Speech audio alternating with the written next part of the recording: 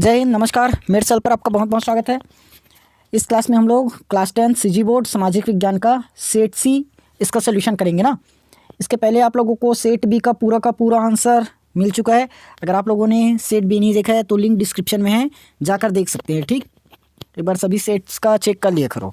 और इस क्लास में हम लोग सेट सी देखेंगे। अब आप लोगों का बचा सिर्फ सेट ए। सेट ए बहुत जल्द आप लोगों को मिल जाएगा ना। चलिए सेट सी स्टार्ट करें। सेट ए भी आप लोगों को बहुत जल्दी ही मिल जाएगा। अभी सेट ए नहीं था, इसलिए सेट ए को नहीं बनाया था। सेट सी है तो सेट सी का पहले बन रहा है। ठीक, चलिए तो क्लास को जल्दी से लाइक करना, अपने दोस्तों के पास शेयर करना। चलिए स्टार्ट करते हैं सोल्यूशन। देखो, पहला सही विकल्प चुनना है। इंदिरा गांधी नहर निकाली गई है हरिके बांध से, गंगरेल बांध से, हीराकुंड बांध से, भाखड़ा नागल बांध से। तो इसका आंसर हो जाएगा आपका हरिके बांध। दूसरा, विकास का सूचकांक, ये हो जाएगा आपका उपर्युक्त सभी, क्योंकि शिक्षा, मानव और प्रति सभी विकास के सूचक है ना। खरीफ ऋतु का आगमन कब होता है? जब मानसून आता है तब होता है। शीत युद्ध तनाव की स्थिति होता है शीत युद्ध। सूचना प्रसारण को और तेज विश्वव्यापी बनाने में काफ़ी महत्व है मोबाइल, उपग्रह, लैपटॉप और कंप्यूटर। इसका आंसर हो जाएगा आपका कंप्यूटर। आप लोग एक बार थोड़ा सा अच्छे से इसका मिला लेना ना। 5th नंबर का डाउट वैसे तो नहीं रहना चाहिए, कंप्यूटर ही आएगा। 500 रुपये के मुद्रा पर खाली स्थान के हस्ताक्षर होते हैं, तो इसका आंसर हो जाएगा आपका आरबीआई के गवर्नर। ठीक, आरबीआई के गवर्नर सही आंसर होगा। ठीक, 500 रुपये का नोट पकड़ते हो ना, बहुत देख लेना। चलिए, आरबीआई का गवर्नर कौन है आप लोग कमेंट सेक्शन पर बताना। तो अक्टूबर क्रांति के बाद रूस खालिस्तान देश बना, तो इसका सही आंसर हो जाएगा आपका साम्यवादी देश बना। क्रोमियम का एकमात्र अयस्क हो जाएगा आपका क्रोमाइट, साइंस से रिलेटेड। पीडीएस के अंतर्गत पात्र परिवार को प्रत्येक महीने खालिस्तान मूल्य पर खाद्यान्न उपलब्ध कराया जाता है। इसका आंसर होगा आपका रियायती मूल्य पर। अधिवास से आशय मानव निर्मित खालिस्तान से है। देखो, अधिवास का मतलब रहने का स्थान, यानी कि आवास होगा ना। आवास आ सकता है।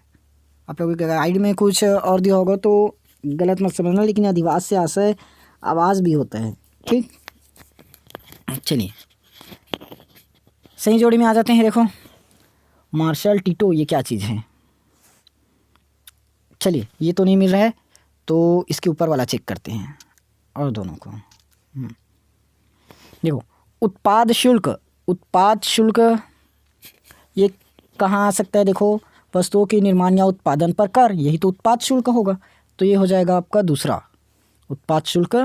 फिर ईंधन जानते हो कहाँ आ जाएगा? कोयला। फिर चौथा मध्याह्न भोजन कहाँ मिलता है? विद्यालय में ही तो मिलेगा, तो ये हो जाएगा चौथा। अब देखो, राजनीतिक दलों का पंजीकरण वो क्या ये करेगा? युगोस्लाविया, गलत, वो चुनाव ही करेगा। देखो, राजनीति आ गया ना, राजनीति कहाँ होगा, सिर्फ चुनाव में ही तो होगा। पांचवा, अब क्या बचा? एक, तो यही ऑप्शन आपका सही होगा, एक वाला, पांचवा। ठीक, चलिए मैच ये आप देख लेना। इसमें दिया है जीवन प्रत्याशा क्या है? सेट बी ये खालिस्तान में दिया गया था। रबी फसलों के कोई दो नाम लिखना है, लिख लोगे। आयात कर और निर्यात कर में अंतर बताना था। कौन कौन से खनिज ऊर्जा के महत्वपूर्ण स्रोत है? न्यूनतम समर्थन मूल्य क्या है? मोस्ट इंपॉर्टेंट क्वेश्चन बताया था। चलिए, किस देश में लिंगानुपात कम होने से क्या होगा? साम्राज्यवाद क्या है? भारत किस साम्राज्यवाद के अधीन था? अधिवास किन किन आवश्यकताओं की पूर्ति करते हैं? 9वां क्वेश्चन, ये आपका 10वां। नियमगिरी के स्थानीय निवासी खनन का विरोध क्यों कर रहे थे? ये तो आप लोग पढ़े हो, सिलेबस आप लोग जानोगे। अब इधर का आप लोगों का पूरा सेम है ना, सेट बी में पूरा का पूरा बता दी हूँ, सेट बी में देख लेना। अब इधर पूरा देखो, भू अधिग्रहण नियम 2013 पर प्रकाश डालना है। ये आप लोग अब देखोगे सेट बी के जैसे ही है एकदम सेम। ये क्वेश्चन नंबर 12 मैं दिखा बस रहा हूँ इस बार। फांसीवाद के 4 लक्षण आया था, द्वितीय विश्व युद्ध के 4 कारण था। 14 हिंदू कोड बिल पारित नहीं होते तो महिलाओं की स्थिति पर क्या प्रभाव पड़ता है, ये बताना था।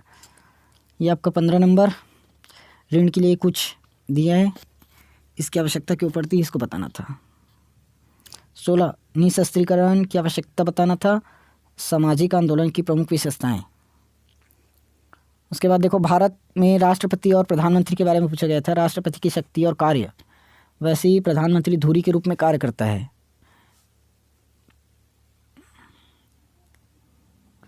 ये जनसंचार के लाभ और हानि लिखना था। इस तरह से आपका टोटल 75 नंबर का पेपर आया था। 15 नंबर का हमने ऑब्जेक्टिव क्वेश्चंस कर लिया। अब आप लोगों का पेपर कैसे बना आप लोग कमेंट सेक्शन पर बताना, ठीक। चलिए, अगर क्लास अच्छी लगे तो लाइक कर देना, अपने दोस्तों के पास शेयर कर देना, और चैनल पर नहीं हो तो चैनल को सब्सक्राइब करके ही जाना, ठीक। चलिए, आएंगे अब दूसरी क्लास में। तब तक के लिए आप लोग अब लास्ट पेपर की तैयारी कीजिए। लास्ट पेपर अब आप लोगों का एक ही तो बचा, क्या संस्कृत ही बचा है, ठीक। जिस दिन संस्कृत पेपर होगा उस दिन क्वेश्चन पेपर आपको फिर से यहीं पर मिल जाएगा, ठीक। चलिए, मिलेंगे अब नेक्स्ट में।